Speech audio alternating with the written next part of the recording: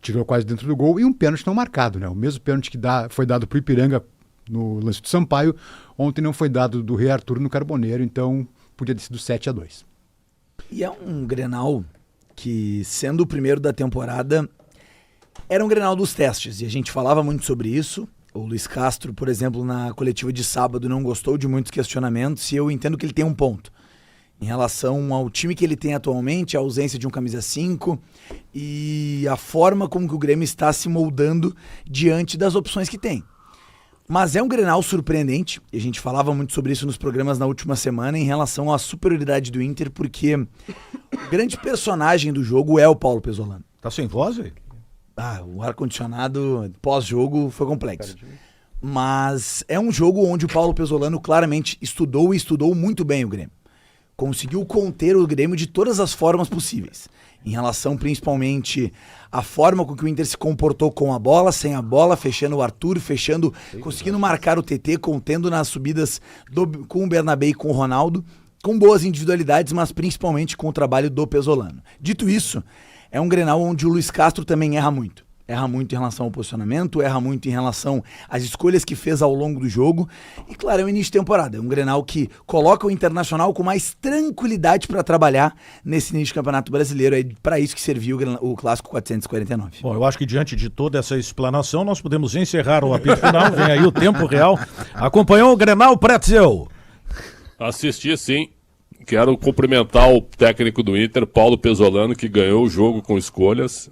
Evidente que, sem aquele discurso que Grenal não vale nada, Grenal não tem importância, ele deu a importância que todo mundo esperava, que eu esperava para o Grenal. Para mim, Grenal sempre é importante, independentemente do campeonato, do amistoso, da data. E acho que o Inter tratou o jogo como deveria tratar e saiu barato, hein? Podia ter sido um 7-2, né? Então, uma atuação muito excelente do Borré. Alguns jogadores, Ronaldo muito bem no jogo. Só me preocupa um pouco o espaço defensivo, né? Porque se pegar um time mais rápido e um time que tome a bola no meio de campo com mais rapidez, o Inter vai sofrer bastante com essa defesa lenta e com um goleiro que não dá mais, né? O Inter tem 3 goleiros e não tem nenhum. Então o Rocher, Antony e Ivan tem 3 e não tem nenhum. Mas um 7-2 ontem não seria nenhum exagero, viu, Daniel? Na minha opinião. Já pode riscar o Ivan dessa lista aí, né? Pois eu acho que é um erro o Inter liberar o Ivan, hein? Pelo menos agora, porque o Rocher tá totalmente inconfiável, né? O segundo gol é de uma patetice que, meu Deus do céu. Tá liberando pro Remo? É isso? Pois é, estaria liberando pro Remo. Ontem ele não ficou no banco, quem ficou foi o Antony. Foi o Antony no banco. Então tá E até no jogo contra o Inter de Santa Maria, o Rocher tem a situação lá do choque na cabeça, e quem aquece era o Antony. O Ivan também estava relacionado pelo jogo, mas verdade. quem aquece é o Antony. É Então, verdade, claramente, uma mudança na hierarquia. Agora, a bola aérea do Inter, defensiva, segue... É um problema crônico, né? Não é de agora, é crônico. Tanto que o primeiro gol do Grêmio... Os dois são por cima, né? Isso. O primeiro gol, o Carlos Vinícius ganha do mercado, né? E acho que o Rocher podia ter sido naquela bola. Aquela bola cruza a pequena área. E o segundo gol nem se fala. O segundo gol é digno de trapalhões, né?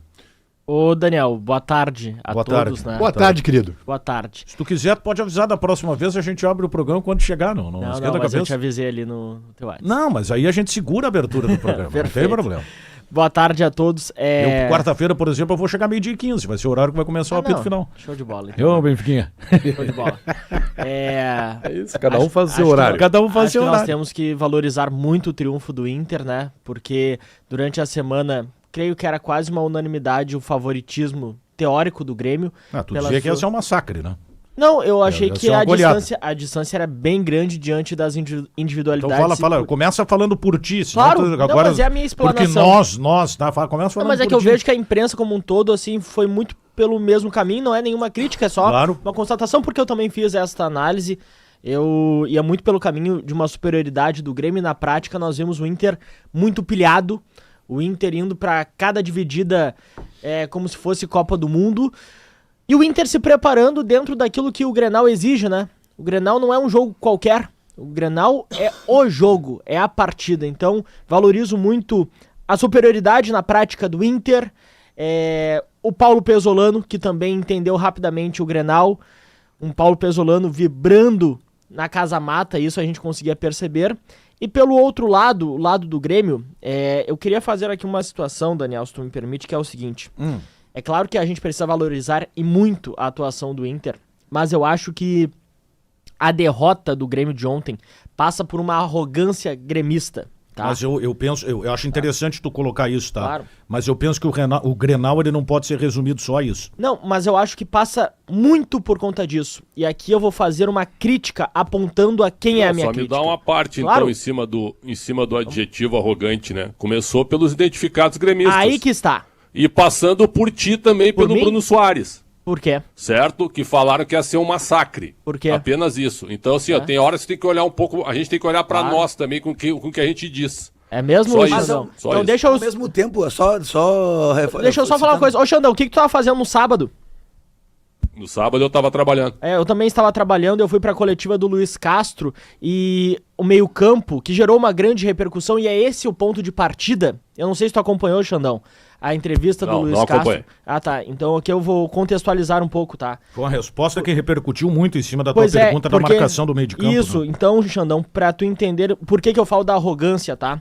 Porque essa arrogância começou no sábado, quando o Grêmio, muito bem, disponibilizou o Luiz Castro para uma entrevista, e eu questionei ele como que ele pretendia marcar o time do Inter, tendo 2 volantes cuja principal virtude não era a marcação.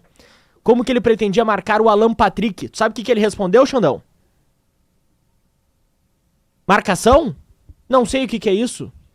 Marcação é o coletivo. Foi o que tu me respondeu no apito final durante a Um semana. arrogante, um Luiz Castro arrogante que tomou um vareio do Pesolano. Exatamente. Por isso que eu falo Eu não achei arrogância, sinceramente, Não, eu achei foi uma arrogância. estratégia Mas é que errada. foi- é que eu- É arrogância. Uma estratégia Não, errada, arrogância não. Deixa eu só ampliar um pouquinho rapidinho, Daniel. É. Ele respondeu isso, tá? Sendo irônico na resposta, só que a arrogância não parte só do Luiz Castro. A arrogância parte também de quem repercutiu esta resposta ficando no lado do Mister, porque ele é português. Então eu faço essa crítica também a alguns influencers do Grêmio. Por quê? Por que eu falo isso? Porque me detonaram nas redes sociais no sábado, dizendo que a pergunta era ridícula, era esdrúxula, olha o nível da imprensa gaúcha. E no Grenal o que aconteceu? Mas Mas vamos lá. deixa, o Calhau, tu é maior que esses caras aí, cara. Claro. Teu trabalho é muito bom. Tu Mas- fez a pergunta que tinha que fazer, não liga pra eles. Não, eu não tô ligando, A maioria dos tais influencers hoje, no Rio Grande do Sul, em São Paulo, no Rio, em Minas, no Brasil inteiro, vive às custas do clube. Tu não vive às custas do clube. Tu é um cara independente no trabalho. Tu tem as tuas opiniões, que eu discordo muitas vezes, como dizer que ia ser um massacre, mas ao mesmo tempo, por exemplo, o teu trabalho é muito bom. Não dá bola pra esses caras que vivem às custas dos clubes, faturam em cima dos clubes, são pagos alguns até pelos clubes.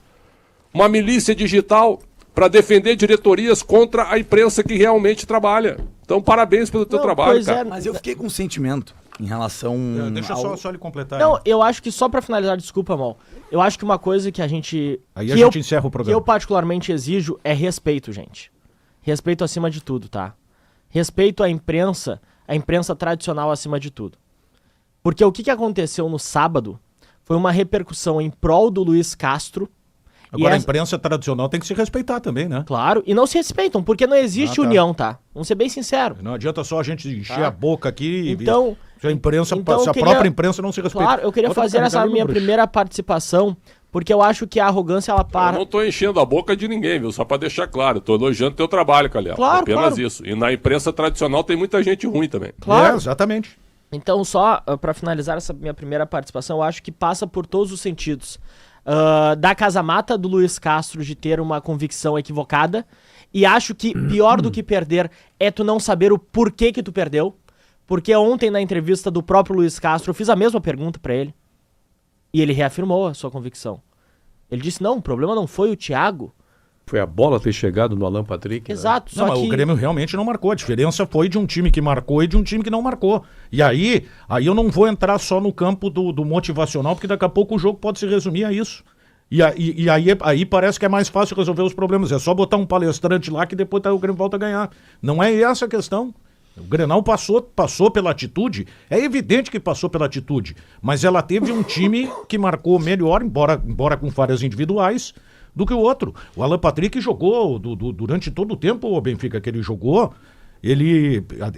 Um cara tu muito tem razão, tu falou, inteligente pra não jogar, coloquem na conta do menino, vão com calma se ele não fizer um bom Isso. Grenal. Ele Eu jogou queria- livre, o Alan Patrick. Pois é, e eu estava vendo até a reprodução de alguns lances hoje pela manhã. É impressionante a capacidade que o Alan Patrick tem de sair da marcação, né? Nossa Senhora.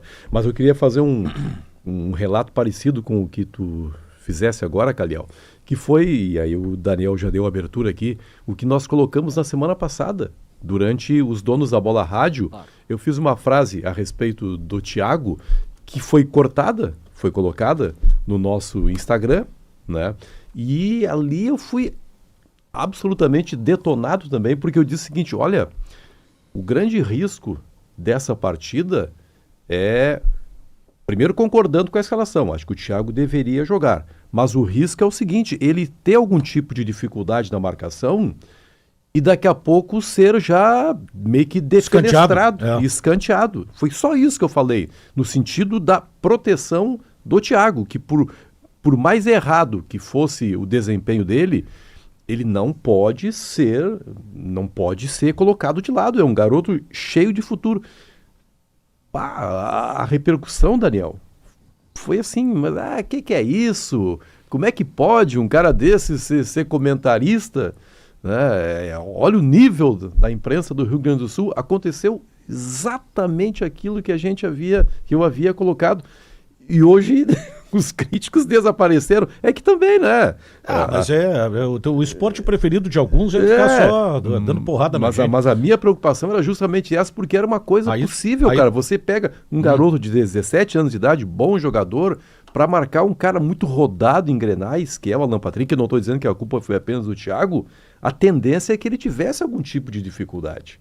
Mas as pessoas cegas, assim, entendendo que, tá contra o Grêmio, tá contra o Thiago, elas detonam a pessoa. Quando a gente fala e faz essa comparação em relação a entender o tamanho do clássico, em relação ao Pesolano e o Luiz Castro, eu coloco aqui um sentimento que eu fiquei em relação a esta partida, que muitos colocam como um Grenal irrelevante, porque era o Grenal de fase de grupos de gauchão. Eu discordo, porque é a questão da tranquilidade, é a questão da confiança para esse início de Campeonato Brasileiro, que vai ser tão importante para a dupla Grenal.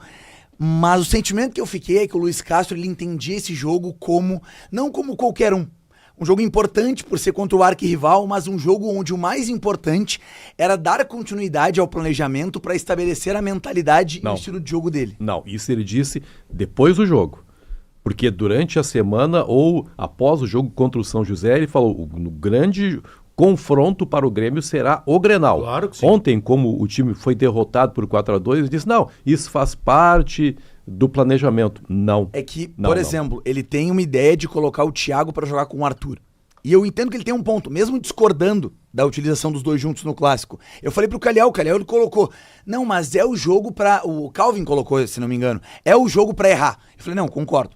Mas eu acho que é perigoso, porque dar muito espaço pro Alan Patrick num jogo como esse pode tirar a confiança do Thiago. Não, é que em nenhum momento passou pela cabeça, e aí pode estar um pouco da arrogância do Luiz Castro, em nenhum momento passou pela cabeça dele a ideia de que o plano dele pudesse dar errado. Sim. A entrevista mas é uma questão dele, de o tom da resposta, mas ainda mais um cara com essa experiência... Tá tudo bem que ele não conheça o Grenal, mas o Grêmio está cercado de pessoas que conhecem o Grenal e poderiam ter feito, quem sabe, esse alerta para ele. Olha, dá uma refletida aí. O que ficou pior nesse aspecto, e claro, vocês sabem bem a minha opinião, não vou ser definitivo em nada, embora entenda que a estratégia do Grêmio evidentemente ela foi errada, tanto que o Internacional chegou em determinado momento que o Inter teve 67% de posse de bola, e não veio me dizer que é porque o Grêmio deu a bola para o Inter. Não. O Internacional marcou bem, achei que o Ronaldo foi uma das grandes figuras do Grenal. O Ronaldo tá bem esse ano. Gostei muito do TT no Grêmio. Tem algumas questões que elas são interessantes, né? Só que essa situação do Luiz Castro, ela torna-se pior à medida que o jogador que atuou livre é um cara que ele conhece. Trabalhou com ele no Shakhtar. Claro, né? então geralmente o treinador tem uma... jogo, né? Claro, geralmente o treinador tem uma vantagem quando há um duelo assim, né? Eu conheço o fulano de tal e eu sei como é que eu vou marcar. Agora, Daniel, tem uma coisa, os dois técnicos foram com as suas convicções pro Grenal, né? Porque eu tinha muito medo do Pesolano ir com o time que foi pro Grenal, e felizmente eu estava errado, porque imaginei que o Inter fosse ficar muito desprotegido na defesa. Tu achou que estava errado porque ganhou. Até o 2-1 do Grêmio estava errado. Mas no intervalo, eu falo isso no intervalo. Olha, independente do que acontecer no segundo tempo, eu já tô satisfeito porque. Não, tu gostou muito do primeiro tempo, né? Porque tu viu um padrão de jogo ali, tu viu um trabalho. Então eu já estava feliz mesmo com o empate. Enfim, se e perdesse. O Grêmio estava ganhando pelo acaso, né, Bess? Sejamos sinceros. Eu falei isso até no intervalo, Creu, mas realmente o gol o segundo gol do Grêmio, do Edenilson, é uma falha do Rocher, uma falha grotesca. Não, claro, do Rocher, o primeiro gol, só uma pontuação. O primeiro gol do Inter foi uma falha do goleiro. É um cabeceio do Carlos Vinícius que a bola desvia no mercado e cai no pé do Amuso. O Carlos Vinícius não quis ajeitar a bola pro Amuso. Então, querendo ou não, foram 2 gols um pouco no acaso. Só falando que Carlos Vinícius, me permita, mal antes que eu esqueça, eu achei alguns jogadores do Grêmio muito nervosos, cara. Sim.